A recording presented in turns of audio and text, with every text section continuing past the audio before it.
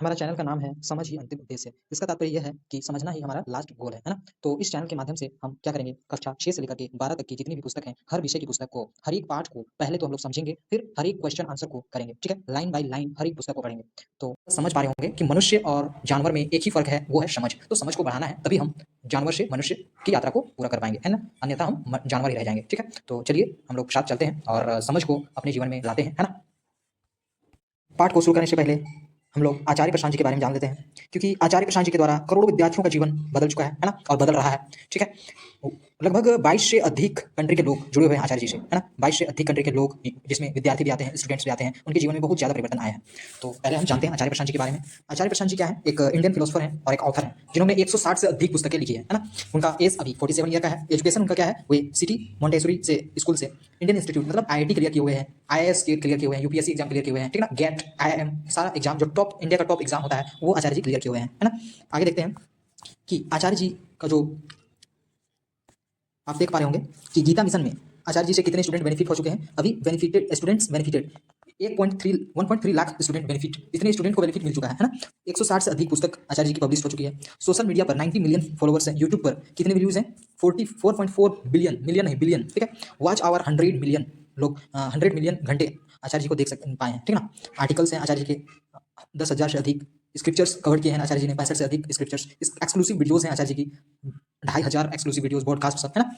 और देखिए यूट्यूब पर आचार्य जी की सब्सक्राइबर है 66 मिलियन, फेसबुक पर 12 मिलियन फॉलोवर्स हैं, इंस्टाग्राम पर 10 मिलियन फॉलोवर्स हैं, ट्विटर पर भी हैं 1.5 मिलियन फॉलोवर्स, व्हाट्सएप चैनल पर 500 के फॉलोवर्स है, 500,000 फॉलोवर्स हैं, थ्रेड्स पर 570 के फॉलोवर्स हैं, है ना? अब आगे देखते हैं। देखिए आचार्य जी के लगभग 22 क्या है चैनल्स हैं, उनमें से पहला क्या है? रशियन चैनल है, रशिया भाषा में भी आचार्य जी का चैनल है, चाइनीज भाषा में भी आचार्य जी का चैनल है, फ्रेंच में है, स्पेनिश, जर्मन, गुजराती, बंगला, कन्नड़, तेलुगु, है ना?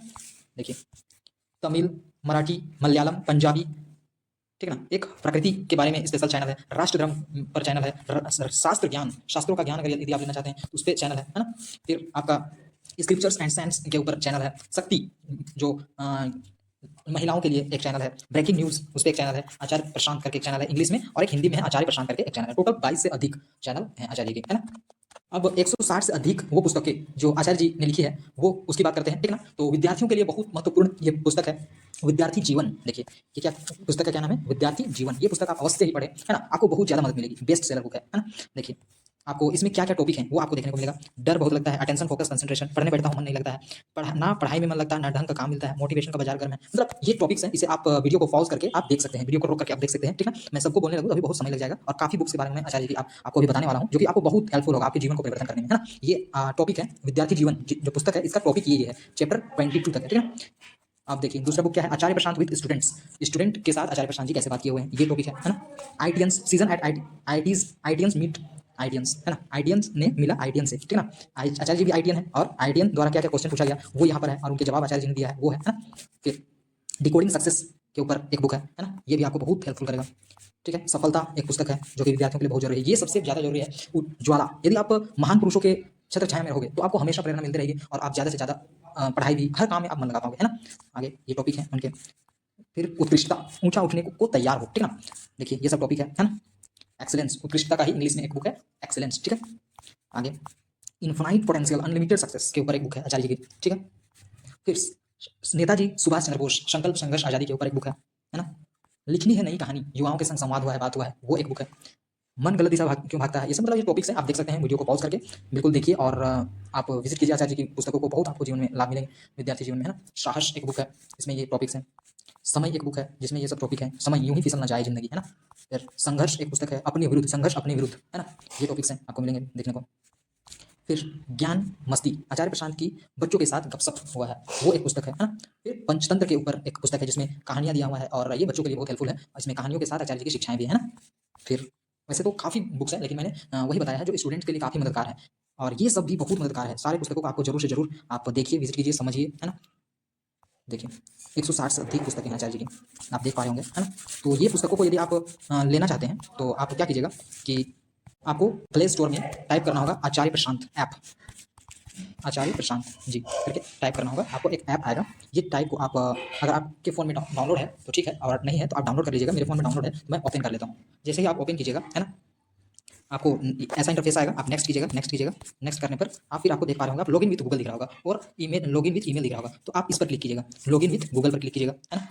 तो जैसे ही आप इस पर क्लिक करते हैं, आपका अकाउंट चूज करने के लिए आ जाता है, आप अकाउंट चूज करते हैं और फिर आप लॉगिन हो जाते हैं, है ना। इसमें आप क्या कीजिएगा, आपको ये 3 डॉट जो कॉर्नर में दिख रहा होगा, हाँ मैं आपको शो करता हूँ, 3 डॉट देखिए, कॉर्नर में 3 डॉट दिख रहा होगा, उस पर क्लिक कीजिएगा। आपको फिर आपको ऑल बुक्स पर जाना है, ठीक है ना, ऑल बुक्स पर जाइएगा। हाँ, आपका बुक आ चुका है, ठीक है ना। आप जैसे कि मान के चलिए कुछ भी बुक आप लेना चाहते हैं, मान के चलिए कि आप विद्यार्थी जीवन का ही बुक लेना चाहते हैं, है ना। तो आप क्या कीजिएगा, विद्यार्थी जीवन बुक के ऊपर टाइप कीजिएगा और फिर आप इस पर हार्ड कॉपी पर आप टाइप कर सकते हैं, ठीक है ना। हार्ड कॉपी पर टाइप कर दीजिएगा, आपका डायरेक्ट हो जाएगा क्रोम के साथ, ठीक है। और यहाँ पर आप बाई कर सकते हैं, ठीक है, ओके। अब हम जानते हैं आचार्य प्रशांत जी का ऐप के बारे में। तो ऐप में आप क्या कर सकते हैं, इसमें आपको क्या क्या लाभ होंगे। आचार्य प्रशांत जी के ऐप में आप आचार्य प्रशांत जी की सर्कल में रहेंगे, है ना। पहली बात, आचार्य प्रशांत जी के सर्कल में आप रहेंगे, है ना। वर्ल्ड में जितनी फिलोसफी है, फिलोसफर को आप जान पाएंगे, क्लाइमेट चेंज के बारे में जान पाएंगे, है ना। साइंस के बारे में बहुत सी साइंस की बातें आपको यहाँ मिलेंगे। इंडियन फिलोसफर जितने भी हैं उनके बारे में, वर्ल्ड फिलोसफर और इंडियन फिलोसफर के बारे में आप जान पाएंगे, ठीक है ना। लोक धर्म के बारे में क्या क्या बातें हैं वो जानेंगे, करंट अफेयर जानेंगे, हिस्ट्री जानेंगे, डिजिटल सर्विलेंस जानेंगे, ठीक है ना। पेरेंटिंग कैसे करना है वो जानेंगे, ठीक है ना। वुमेन एम्पावरमेंट के बारे में जानेंगे, पोएम, बहुत से अच्छे अच्छे पोएम आपको मिलेंगे आचार्य जी की, है ना। और अन्य लेखकों का भी पोएम आपको देखने को मिलेगा, बुक्स मिलेंगे। जनरल इंस्पायर्ड, आप इंस्पायर होंगे बहुत से लोगों से, है ना, महान व्यक्तियों से। अच्छी अच्छी जो आपको नई सीख देती है वैसी मूवी की आपको जानकारियाँ यहाँ मिलेंगी, आपको कोट्स मिलेंगे, ठीक है ना। और स्पोर्ट्स से रिलेटेड आपको बातें, कैसे संघर्ष करना है, कैसे स्पोर्ट में आपको जीत हासिल करना है, बहुत सी चीज़ें आपको सीखने को मिलेगी। आज हम पढ़ेंगे हमारा गौरव हिस्ट्री बुक का अध्याय 3 आरंभिक किसान एवं चरवाहे। सबसे शुरू के कैसे किसान थे, चरवाहे थे, उसके बारे में आज इस पाठ में पढ़ेंगे हम लोग, ठीक है। तो शुरू करने से पहले हम आचार्य प्रशांत जी की कोट्स को देख लेते हैं, है ना। सही काम करना चाहते हैं पर कौशल नहीं है, हमारे मन में उठता है। कौशल नहीं है तो कोई बात नहीं, दिल होना चाहिए, स्किल तो सीख जाएंगे, है ना। तो चलिए शुरू करते हैं चैप्टर को। आरंभिक किसान एवं चरवाहे। साक्ष्य का भोजन। जब साक्ष्य को घर में नानी ने चावल, दाल और सब्जी परोसा तो वह थोड़ा उदास हो गया। क्या हुआ? थोड़ा उदास हो गया जब नानी ने ये चावल, दाल, सब्जी परोसा। तब नानी ने उसे समझाया कि किसान बड़ी मेहनत से इन अनाजों को पैदा करते हैं, है ना। साक्ष्य ने कहा, किसानों ने आखिर कब से इन अनाजों को उत्पादन प्रारंभ किया? बहुत प्रश्न करने वाला लड़का लग रहा है ना। कब किया कह रहा है। नानी ने प्राचीन इतिहास के पन्ने खंगालने शुरू किए। नानी ने क्या किए? प्राचीन काल के पन्ने खंगालने शुरू कर दिए, मतलब नानी पढ़ी लिखी है। चलिए देखते हैं हम लोग। आज हम कृषि या पशुपालन को जो स्वरूप देखते हैं वह हमेशा से ऐसा नहीं रहा है। जैसा हम लोग आजकल देख पा रहे हैं, कृषि, किसान, खेतीबाड़ी और पशुपालन जिस तरह देख पा रहे हैं, इस तरह का टेक्नोलॉजी नहीं था पहले, है ना। बहुत मेहनत से लोग पाला करते थे, उपजाया करते थे, ठीक है। मनुष्य ने अपनी उत्पत्ति काल से एक लंबे समय तक शिकारी जीवन व्यतीत किया। क्या किया? शिकारी का जीवन व्यतीत किया। शुरू में उन्हें चावल, दाल ये सब का पता नहीं था। शुरू में वे शिकार करके अपना पेट भरते थे।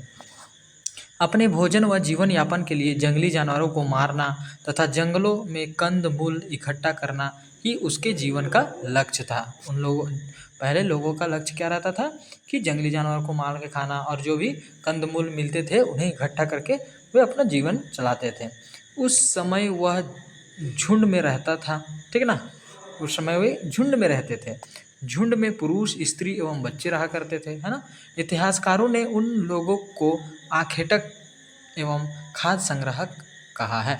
मतलब आखेटक और खाद्य संग्राहक का मतलब क्या होता है? जो भोजन को जमा करते हैं, ठीक ना, भोजन इकट्ठा करते हैं। इनका ऐसा जीवन आज से लगभग 10,000 वर्ष पहले तक रहा, ठीक ना। आज से 10,000 साल पहले तक ऐसा रहा है, ठीक। इसके बाद इन्होंने कृषि करना एवं पशुपालन करना सीखा, ठीक। इस अध्याय में हम यह जानने का प्रयास करेंगे कि मानव ने किस प्रकार खाद्य संग्रह, मतलब खाना कैसे जमा करते थे। खाद्य संग्रह से खाद्य उत्पादक के रूप में अपने आप को बदला। खाद्य संग्राहक से खाद्य उत्पादक, मतलब खाना जमा करने वाले से कैसे खाना उत्पादन करने वाले कैसे बन गए, वो उसके बारे में हम लोग जानेंगे, ठीक ना। तो चलते हैं आगे। कृषि की शुरुआत। आपने पिछली अध्याय में पढ़ा कि जलवायु में परिवर्तन होने से घास वाले मैदान बनने लगे थे। ठीक है, आपने पढ़ा था आरंभिक जीवन वाले में, है ना।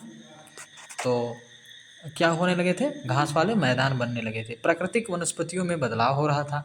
इस क्रम में आदि मानवों ने देखा कि कुछ पौधे के पकने के बाद उसके बीज डंठल से टूटकर गिर जाते हैं तथा कुछ समय के बाद इन बीजों से अंकुरन के पश्चात नए पौधे उग जाते हैं। ये आदि मानवों ने देखा। यह घटना उन लोगों के लिए कौतूहल से कम नहीं थी, ठीक ना, बहुत उत्साह के जैसा थे, क्योंकि वो लोग को बहुत नया चीज़ जानने को मिल गया था। कालांतर में वे इन बीजों को एकत्र कालांतर मतलब पहले कालांतर में वे इन बीजों को एकत्र कर वर्षा के दिनों में अपने गुफाओं के समीप बुआई कर उचित देखभाल करना शुरू किए। पहले क्या किए, जब वर्षा का सीजन हो जाता था अपने गुफा के सामने क्या करते थे, बुआई, उसे ज़मीन में बुआई कर देते थे और उसका देखभाल करते थे, उसे जानवरों से बचाते थे, है ना, ताकि वे पौधे बढ़ सके और उनके बीज पक सके, है ना, ताकि वे पौधे बढ़े, बीज पके, फिर वो बीज पक करके गिरे, फिर दूसरा पौधा आए, मतलब ज़्यादा उन्हें अनाज मिले, है ना। इस प्रकार वे धीरे धीरे किसान बने। ठीक है, किस तरह किसान बने आप समझ पा रहे होंगे। कृषि की शुरुआत से उनके जीवन में बड़ा बदलाव आया। हम जानते हैं कि बीज बोने से फसल तैयार होने में वक्त लगता है। बीज बो देते हैं तो तुरंत तो नहीं हमें फल मिल जाता है, अनाज नहीं मिल जाता है, उसमें हम लोग को समय लगता है ना।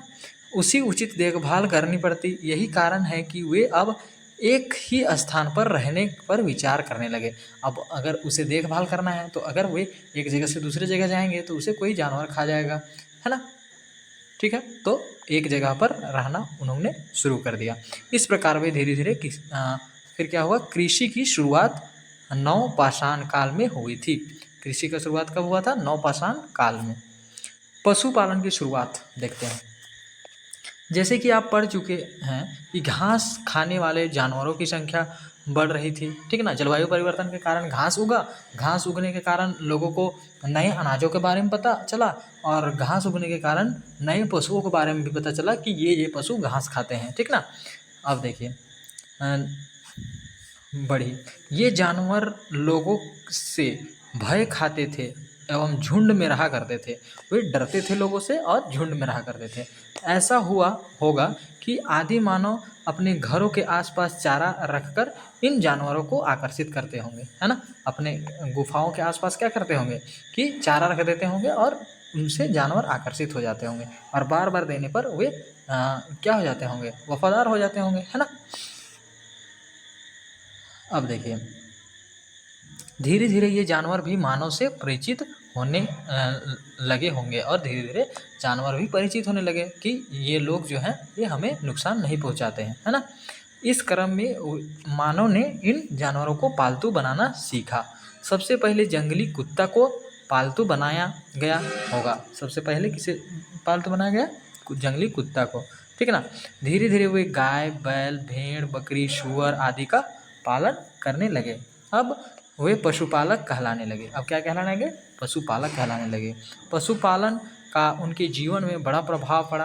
भोजन के रूप में वे जानवरों से दूध एवं मांस प्राप्त करते थे। क्या करते थे, भोजन के रूप में जानवरों से दूध और मांस खाते थे। इस प्रकार जानवर उनके लिए चलते फिरते भोजन के भंडार थे। ये चलते फिरते भोजन के भंडार हो गए, है ना। बुर्जहोम से प्राप्त कब्र में पालतू कुत्ते को मालिक के साथ दफनाए जाने का साक्ष्य है, मतलब प्रूफ मिला है कि बुर्जहोम, जो कि कहाँ है, पाकिस्तान जम्मू कश्मीर में है, ठीक है ना। बुर्जहोम जम्मू कश्मीर में एक जगह है जिसमें कब्र में मिला है हमें पालतू कुत्ता, अपने मालिक के साथ दफनाया गया है, उसके मालिक के साथ दफनाया गया है उसे। जानवरों से भोजन के अलावा और क्या क्या प्राप्त होता है, जानवरों से भोजन के अलावा क्या क्या प्राप्त होता है, उससे हम काम ले सकते हैं, ठीक है ना। आगे देखते हैं पहिए का आविष्कार। अब पहिया का आविष्कार के बारे में पढ़ेंगे। कभी आदि मानव ने पेड़ के गोल तने को किसी ढलान वाली भूमि पर लुढ़कते देखा होगा, ठीक ना। तो वह पहिया बनाने का वह पहिया बनाने को प्रेरित हुआ होगा, ठीक ना। कालांतर मतलब बहुत पहले में लकड़ी के तख्तों को जोड़कर उसे गोल आकृति में पहिया बनाना सीखा। इसका प्रयोग मिट्टी के बर्तन बनाने, सूत कातने आदि में भी किया जा सकता है। पहिए का आविष्कार नवपाषाण काल में हुआ था। कब हुआ था? नवपाषाण काल में, ठीक ना। अब देखिए पहिए का आप चित्र देख पा रहे होंगे कैसा है। ये सब पहिया है, ठीक ना। पहले कैसे बनाया गया, फिर ऐसे ऐसे चेंजिंग आ गया, अभी ये हुआ है, ठीक है ना। अलग अलग कालखंडों में बनाए गए पहिए। वर्तमान में पहिए का प्रयोग कहाँ कहाँ होता है? सभी जगह होते हैं, बहुत जगह होते हैं, ठीक ना। गाड़ियों में होता है, सभी तरह के वाहनों में होती है, ठीक है ना। आगे देखिए अस्थाई जीवन की ओर।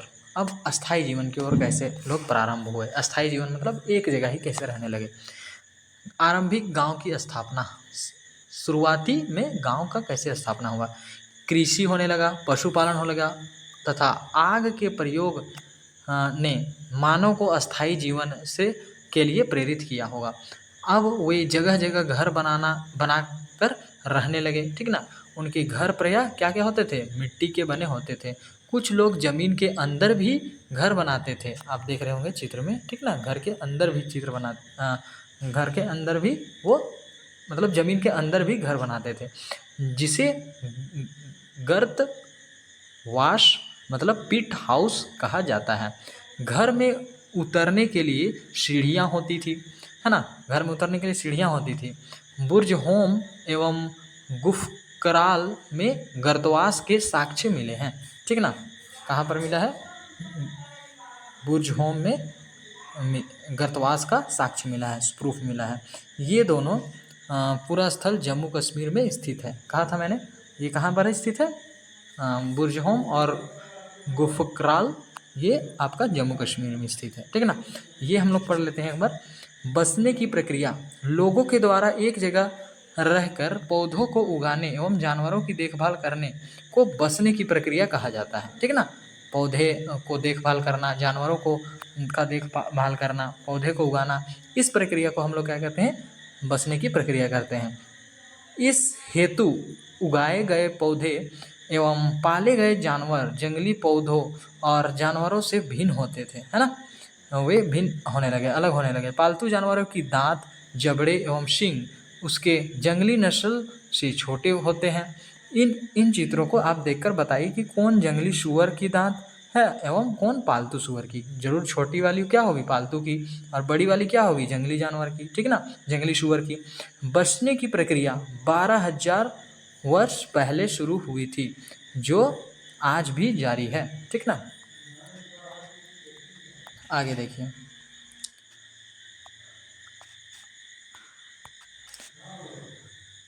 प्रायः उन लोगों का घर छोटा होता था, लेकिन देखिए ये जो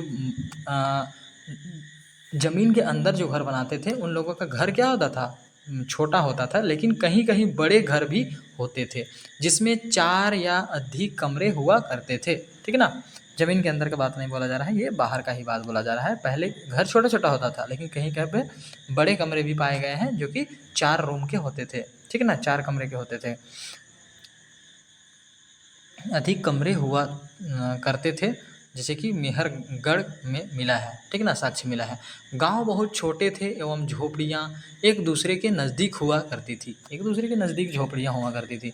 पुरातात्विदों को इन घरों, पुरातात्विदों मतलब जो पहले के जो सामान के बारे में अध्ययन करते हैं, जैसे कि बर्तनों के बारे में, कंकाल के बारे में, मतलब इमारतों के बारे में, पहले बीते हुए चीज़ों का जो वस्तुओं का अध्ययन करते हैं, वे पुरातात्विदों कहते हैं, ठीक है ना। पुरातात्विदों को इन घरों के अंदर एवं बाहर आग जलाने की जगह मिली है। ऐसा लगता है कि वे लोग मौसम के अनुसार घर के अंदर या घर के बाहर खाना बनाते होंगे। कई जगहों से पत्थरों के औजार मिले हैं, है ना, पत्थर के भी औजार मिले हैं, लेकिन ये औजार पूरा पाषाण काल के औजार की तुलना में अच्छे और तेज थे। बहुत पहले जो उससे भी पहले जो यूज किया जाता था उससे ये कुछ बहुत तेज थे, है ना, धार थे। अतः इस काल को नवपाषाण काल कहा जाता है। ठीक, इस काल को नवपाषाण काल कहा जाता है ना। अब देखिए, इस काल में लोग मृद भांड का प्रयोग किया करते थे। कभी कभी मिट्टी के बर्तन को सजाते भी थे। मिट्टी के बर्तन का उपयोग अनाजों के भंडारण के लिए होता था। ठीक है ना। मृद भांड मतलब समझे आप, मतलब मिट्टी का भंडार बनाया करते थे। ठीक है ना, मृत भांड। अब देखिए, कभी कभी मिट्टी के बर्तन को सजाते भी थे। मिट्टी के बर्तनों का उपयोग अनाजों के भंडारण के लिए होता था। बाद में वे इन बर्तनों का उपयोग खाना बनाने के लिए बनाने में करने लगे। ठीक ना। इस काल में श्रम विभाजन की झलक मिलती है। श्रम विभाजन, बहुत ज़्यादा श्रम किया जाता था अलग। और श्रम विभाजन मतलब स्त्रियां कुछ काम करते थे, पुरुष कुछ काम करते थे, इस टाइप का। कुछ लोग खेत में काम करते थे, कुछ पशु की देखभाल करते थे, तो कुछ औजार और कुछ हथियार बनाते थे। वैसा भी नहीं है, पशु और मतलब स्त्री और पुरुष में नहीं बांटा गया था, ये पुरुषों में या स्त्रियों में बांटा गया था। जैसे कि कुछ लोग कुछ काम कर रहे हैं, कुछ लोग कुछ काम कर रहे हैं। ठीक ना। कुछ लोग खेत में काम कर रहे हैं, कुछ लोग पशुओं को देखभाल कर रहे हैं, कुछ लोग औजार बना रहे हैं। ठीक है। स्त्रियां घरों में मिट्टी के बर्तन बनाती थी। स्त्रियां क्या करती थी? घरों में मिट्टी के बर्तन बनाती थी। बच्चे घरों में सूखते हुए अनाजों की पशुओं एवं पक्षियों से सुरक्षा करते थे। ये परिवर्तन सभी जगह एक साथ नहीं हुए थे। कहीं कहीं स्त्री एवं पुरुष अभी भी शिकारी तथा खाद्य संग्रह का काम जारी रखे हुए थे। ये एक बार में सब जगह नहीं हुआ, कहीं कहीं पर पहले के जैसा ही खाद्य संग्रह जमा करके वे खाया करते थे, है ना। किन्हीं कृषि तथा पशुपालन को अपनाया गया।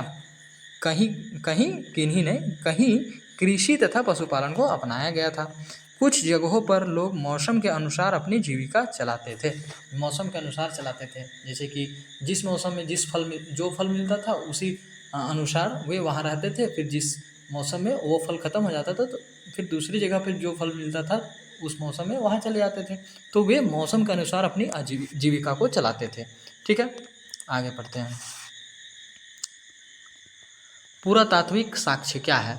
आइए पता लगाएं कि नवपाषाण में लोगों के जीवन के बारे में जानकारियां कैसे मिली है। पुरातात्विदों सर्वप्रथम चिन्हित क्षेत्र का खनन करवाते हैं। जैसे कि जहां उन लोगों को लगता है कि यहाँ साक्ष्य मिल सकता है तो उस चिन्हित क्षेत्रों का खनन मतलब खुदाई कराते हैं। ठीक ना। तथा प्राप्त सामग्रियों का अध्ययन करते हैं। जो सामान प्राप्त होता है, जो सामान उन्हें मिलता है, उन्हें पहले पढ़ाई करते हैं, अध्ययन करते हैं, समझते हैं। ठीक ना। कि यह स्थान किस काल का था, उस काल के लोगों का जीवन कैसा रहा होगा। ठीक है ना।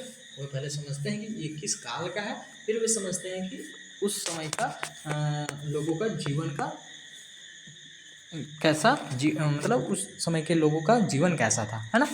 आगे, भारतीय उपमहाद्वीप के कई जगहों पर पुरातत्वविदों को कृषि तथा पशुपालन के कई साक्ष्य मिले हैं, बहुत से सबूत मिले हैं जो बिहार, झारखंड तथा दक्षिण भारत में पाए गए हैं। निम्नलिखित तालिका से आप यह जान सकेंगे कि पत्थर के औजार, हड्डियां के औजार और अनाज कहाँ से प्राप्त हुए थे, है ना। बुर्जहोम में पत्थर के औजार मिला था। क्या क्या मिला था? कुल्हाड़ी, बसूली, खुरची, बेधक आदि। भेड़, बकरी, हड्डियाँ, जौ, गेहूँ, मटर के दाने, ये सब मिले थे जम्मू कश्मीर में, जो कि बुर्जहोम स्थित है। चिरांद कहाँ पर है स्थित है? प्रस्तर कुल्हाड़ी, सिलबट्ट, हड्डी से बनी छेनी, है ना। बान, कुदाल, मृदभांड, ठीक ना, बिहार में मिले थे। ठीक। पैपल्ली, प्रस्थ, कुल्हाड़ी, मृदभांड, चना, मूंग, गाय, भैंस, सुअर आदि इसके साक्ष्य मिले थे। आंध्र प्रदेश में है ये। और गुफक राल, गेहूँ, दलहन, सिलबट, हड्डी का सुई, ठीक ना, ये कहाँ मिला था? जम्मू कश्मीर में। कोल्डिहवा, चावल, घड़े, पत्थर के औजार उत्तर प्रदेश में मिले थे। ठीक है, ये साक्ष्य है। झारखंड के सिंहभूम जिला अंतर्गत कई स्थलों से पुरातात्विक अन्वेषण के फलस्वरूप पाषाणकालीन पुरावशेष प्राप्त हुए हैं। मतलब पाषाणकाल के उस समय के बहुत से यहाँ से अवशेष मिले हुए हैं, ठीक है ना, जिसे प्रतीत होता है कि मानव इस काल में भी इन क्षेत्रों में निवास करते थे, है कि नहीं। सिंहभूम जिला के लोटा पहाड़ नामक स्थान से मध्य पाषाणकालीन खुरचनी, वेफनी एवं बेधक प्राप्त हुआ है। ये एक औजार है, ठीक है ना, काम आने वाले, कृषि कार्य में काम आने वाले और अपने भोजनों को काटने में काम आने वाले, है ना। बारूडीह संजय एवं सोननाला के संगम पर स्थित है, जो कि कहाँ पर स्थित है, यहाँ पर स्थित है, ठीक ना। यहाँ उत्खनन के फलस्वरूप नवपाषाणकालीन मृदभांड के टुकड़े तथा प्रस्तर के कुल्हाड़ी, ठीक है ना, कुल्हाड़ी और हथौड़ी प्राप्त हुए हैं। बारूडीह से 3 किलोमीटर पूर्व डुकनी से नवपाषाणकालीन कुल्हाड़ी एवं मृदभांड प्राप्त हुए हैं, ठीक।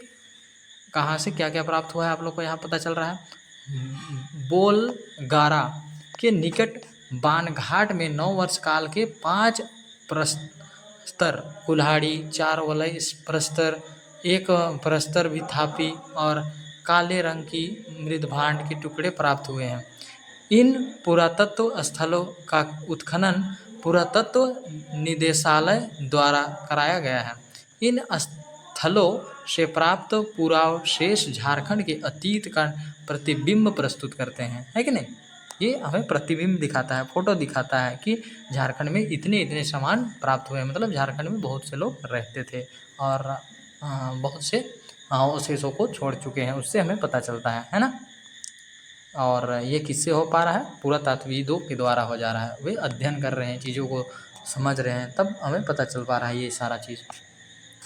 आगे सूक्ष्म निरीक्षण मेहरगढ़।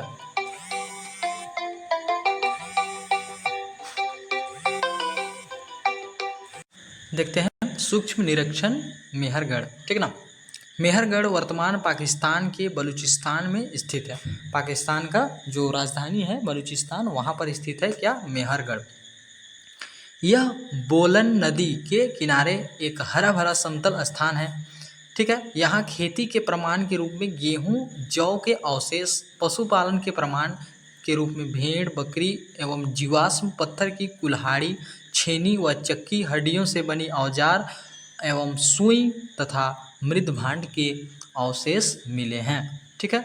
मेहरगढ़ में से प्राचीनतम बस्ती एवं इसके अलावा कच्चे घरों के चौकोर तथा आयताकार अवशेष भी मिले हैं।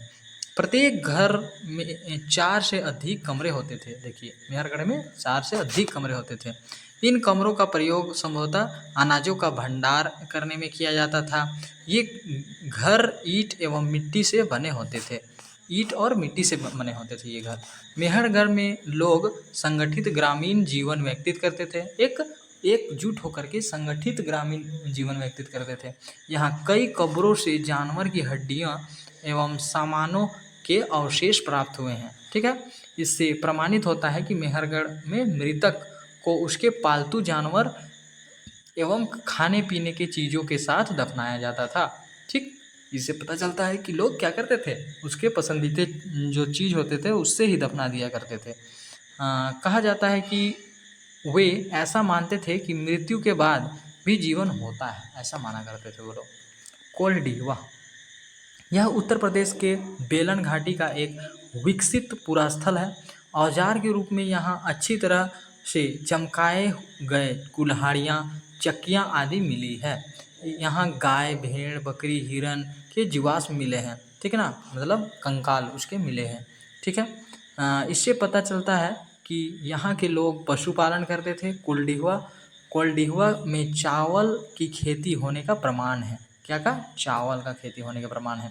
संभवतः यह विश्व का पहला स्थान है जहाँ चावल की खेती की शुरुआत हुई थी। विश्व का सबसे पहला वह स्थान जहाँ चावल की खेती हुई थी कोल्डिहुआ है, ठीक है। जानने के लिए शब्द, किसान को क्या कहते हैं, फार्मर कहते हैं। चरवाहे को सेफोर्ड या हार्ड्समैन कहते हैं। नवपाषाण, नियोलिथ, गर्तवास, पिट हाउस, मृदभांड, क्ले पोट, ठीक ना। मृद भांड मतलब क्ले का पोट, पोट मतलब घड़ा होता है, ठीक ना। इतना देर से हम लोग गलत बोल रहे थे। मृद भांड मतलब क्या होता है, क्ले पोट, ठीक। अब देखिए, कुल्हाड़ी मतलब एक्स बोलते हैं इंग्लिश में। जीवाश्म मतलब फॉसिल, ठीक है। आगे, रिक्त स्थानों की पूर्ति करें। क्या है, रिक्त स्थानों की पूर्ति करें। आदि मानव ने सर्वप्रथम खाली स्थान को पालतू बनाया। क्या को बनाया होगा, कुत्ता को। बुर्ज होम खाली स्थान में एक पूरा स्थल है, कहाँ है, जम्मू कश्मीर में। खाली स्थान में चावल की खेती का अवशेष मिला। कहाँ मिला, अभी अभी पढ़े, कोल्डिहुआ में। गड्ढे के नीचे बने घर को क्या कहा जाता था, गर्तवास कहा जाता था। सिंहभूम में लोटा पहाड़ पर खाली स्थान कालीन औजार मिले। पाषाण कालीन, कब का, पाषाण कालीन, ठीक ना। ताम्रपाषाण कालीन, ताम्रपाषाण कालीन लोटा मिला। और यहाँ पर खाली स्थान संजय एवं सोननाला के संगम पर स्थित है। कहाँ पर है, देख लेते हैं, मैंने उत्तर लिख दिया है, चिरंद। क्या होगा, चिरंद, ठीक है ना, चिरंद। आगे दूसरा क्वेश्चन क्या है, सही कथन के आगे सही मार्क करें एवं गलत कथन के आगे गलत मार्क का चिन्ह लगाएं। आखेटक संग्राहक झुंड में रहा करते थे, बिल्कुल सही। कृषि की शुरुआत पूरा पाषाण काल में हुई थी। पूरा पाषाण काल में हुई थी कृषि की शुरुआत, नहीं, बिल्कुल नहीं, है ना। चिराग बिहार में स्थित एक पुरा स्थल है। चिराग क्या बिहार में स्थित है, बिल्कुल। मेहरगढ़ में 4 से अधिक कमरों का अवशेष मिला है, बिल्कुल सही, ठीक ना, देख सकते हैं आप। ठीक है, आगे क्या प्रश्न है। निम्नलिखित प्रश्नों के उत्तर संक्षेप में लिखिए, मतलब शॉर्ट में लिखिए। किसान एक स्थान पर क्यों रहा करते थे, क्यों रहा करते थे, क्योंकि उनको अपनी अनाजों का देखभाल करना होता था, जो पालतू जानवर हैं उनकी देखभाल करना पड़ता था, है ना। तो देखते हैं हम लोग क्या है हमारा उत्तर, देखिए। किसान एक स्थान पर इसलिए रहा करते थे क्योंकि कृषि कार्य के लिए फसलों की देखभाल, बुआई, कटाई और सिंचाई के लिए उन्हें लंबे समय तक एक ही जगह पर रहना पड़ता था। पशुपालन के लिए भी जानवर की देखभाल और उनके उत्पादों के संग्रहण हेतु स्थायी निवास आवश्यक था। समझ गए।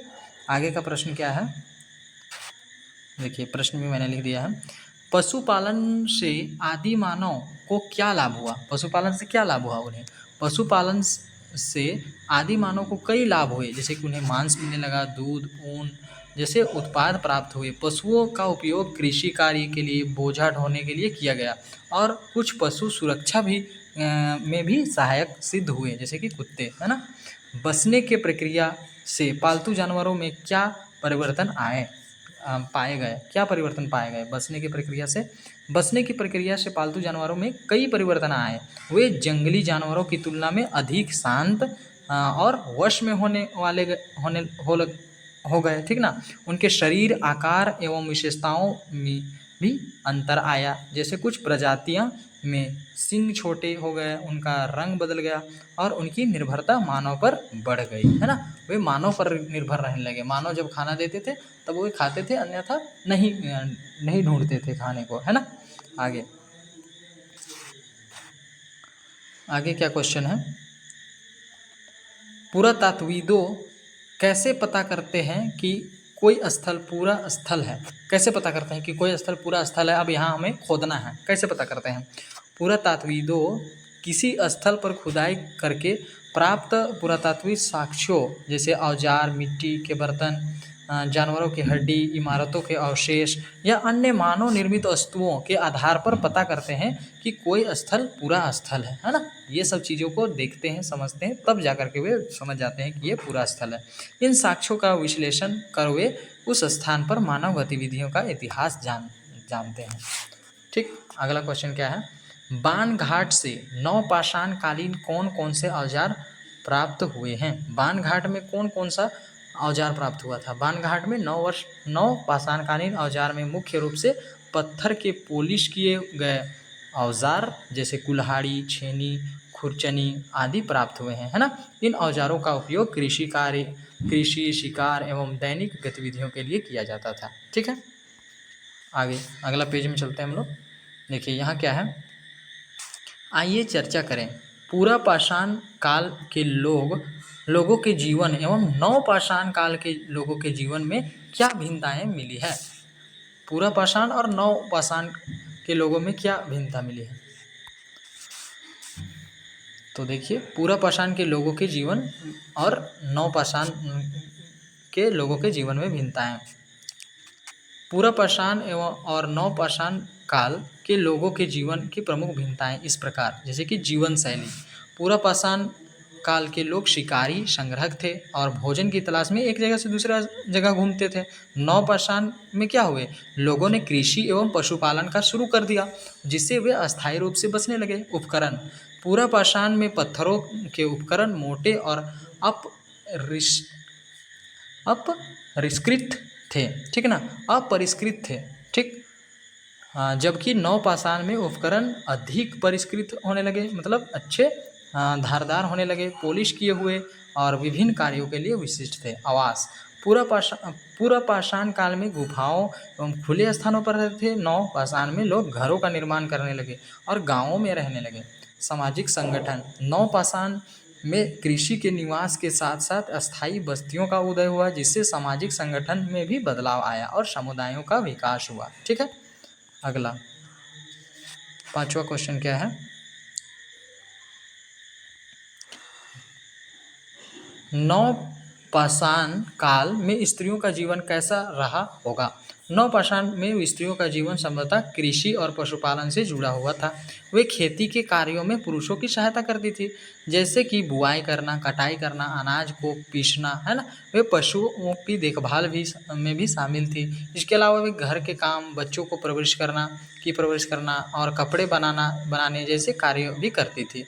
कृषि के विकास के साथ स्त्रियों की भूमिका भोजन उत्पादन और परिवार का भरण पोषण में महत्वपूर्ण हो गई थी, है ना। दिए गए भारत मानचित्र में निम्न स्थानों को दर्शाइए। बारूडीह, बुर्जहोम, चिरंद, कोल्डिहवा, मेहरगढ़ कहाँ कहाँ है भारत के मानचित्र में, उसको आप दर्शाना है।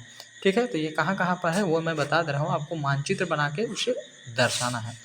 ठीक है, यह बुक में बना हुआ है मानचित्र, देख सकते हैं आप यहाँ पर आप दर्शाइएगा, है ना। तो मैं बता दे रहा हूँ, देखिए बारूडीह झारखंड में स्थित है, ठीक है, एक पुरातात्विक स्थल है। बुर्ज होम जम्मू कश्मीर में स्थित है। ये नवपाषाण कालीन स्थल जो गड्ढे वाले घरों के लिए जाना जाता है, ठीक ना। चिरंद बिहार में स्थित नवपाषाण कालीन स्थल है। कोल्डिहुआ उत्तर प्रदेश में स्थित नवपाषाण कालीन स्थल है, जहाँ चावल की खेती शुरुआती प्रमाण मिले हैं, ठीक ना। आगे देखिए, मेहरगढ़ पाकिस्तान के बलूचिस्तान में स्थित है ना। एक महत्वपूर्ण नवपाषाण कालीन स्थल जो कृषि और पशुपालन के शुरुआती प्रमाणों के लिए जाना जाता है। आगे देखिए 7वां क्वेश्चन क्या है कि आपके अपने आसपास पाए जाने वाले पौधे और जानवरों की सूची बनाइए। आपके आसपास क्या क्या पाए जाते हैं वो बनाना है। तो ये तो काफ़ी इजी है, आप बना सकते हैं। पौधे में जैसे कि पेड़ में क्या क्या पाया जाता है, आम, बरगद, नीम, पीपल, अमरूद, बहुत से पेड़ हैं, ठीक है ना। झाड़ियाँ क्या क्या पाए जाते हैं, गुलाब का, तुलसी, चमेली, नींबू, बहुत सी चीज़ें। बेलें क्या क्या, बेल के, मनी प्लांट मतलब जो एक दूसरे में मतलब दूसरे पर निर्भर रहते हैं, वैसे पौधे को बेल पौधा कहते हैं। जैसे कि दूसरे पौधे के ऊपर वे चढ़ते हैं, है ना। जैसे कि मनी प्लांट, कद्दू, लौकी, अन्य घास, विभिन्न प्रकार की सब्जियां और फूल। जानवर, पालतू जानवर, कुत्ता, बिल्ली, गाय, भैंस, बकरी, मुर्गी, जंगली जानवर जो आस पास दिख सकते हैं, है ना। गिलहरी, पक्षी, कौवा, चिड़िया, छिपकली, कीड़े मकोड़े हमें इनसे प्राप्त हो सकता है। जैसे कि क्या क्या प्राप्त हो सकता है, पौधे से भोजन, फल, सब्जियां, अनाज जैसे कि गेहूँ, चावल। लकड़ी से क्या प्राप्त होगा? घर, फर्नीचर के लिए, है ना? घर और फर्नीचर के लिए प्राप्त हो सकता है।